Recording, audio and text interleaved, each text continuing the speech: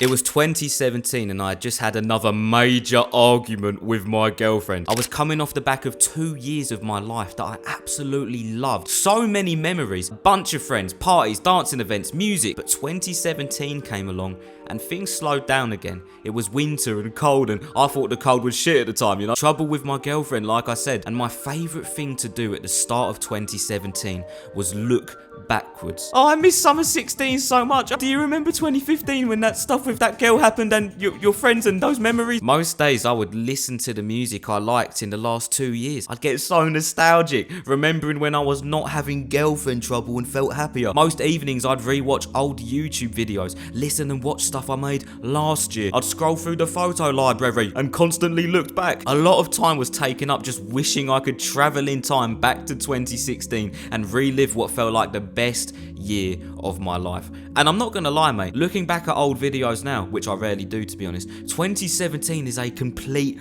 blur to me. I remember stuff obviously, but not in a chronological and vivid way like I could with the year before. And why was that?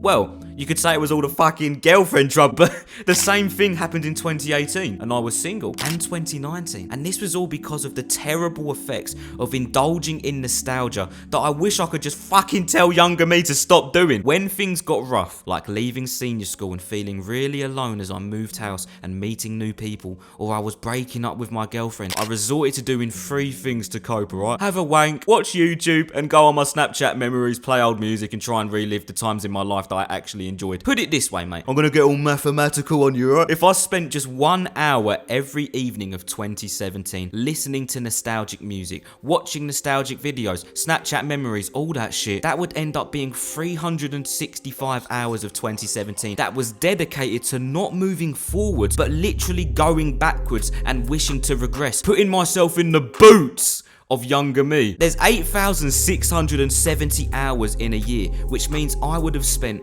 4% of a year just wishing to go backwards, trying to be my younger self. Now that actually sounds pretty fucking pathetic. That's a small number, but obviously I did it way more than that every day, mate. And it's not just those hours I spent looking back. That 4% of the year I spent reminiscing bled out into every part of my life. I felt less satisfied because I was always comparing my year to that better year and thinking, why aren't things getting better? Life is so boring now. Everything was compared to 2016 because of the time I spent reminiscing, which meant I became sadder and sadder about my current situation. I remember around 2023, I finally became aware of how much I was letting the past cloud my present potential. I knew that I needed to stop listening to old music that made me wish for quote unquote happier times. I stopped watching old YouTube videos that reminded me of being a kid. Because above everything, I had to ask myself this: does it serve me to keep looking back? And the obvious answer was no. And has it actually helped me practically to stop reminiscing and listening to sad, nostalgic music all the time? Of course it fucking did, alright? 2023, I started this channel, which has become my absolute favourite thing to do. I lost over 12 kilograms because I suddenly realised that if I want to make good memories for the future, then I have to stop being a fat little bum. And overall, my mental health is pretty amazing compared to a few years ago. I don't look at my life and currently feel like it's just worse than it was before. Alright, now I want to talk directly to you, geezer. Yes, you watching. I know you're kind of addicted to that weird melancholic feeling you get when you rewatch old videos, listen to old music, and I get it that in times when you're feeling a bit down, that it's nice to reminisce. But I just want you to set your emotions aside for a moment and think of what you're doing from a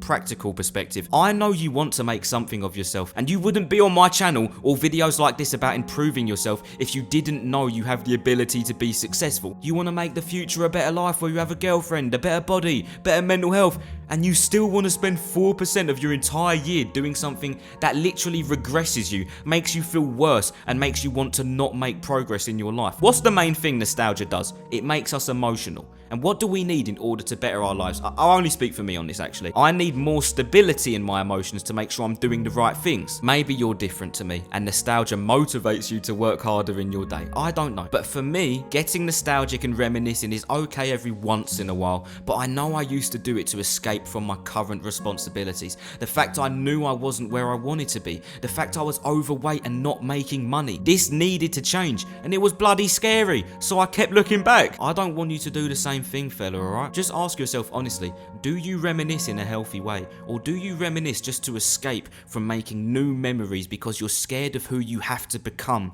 in order to make those better memories? I don't know, fella. We need to stop being little Minecraft fucking pussies.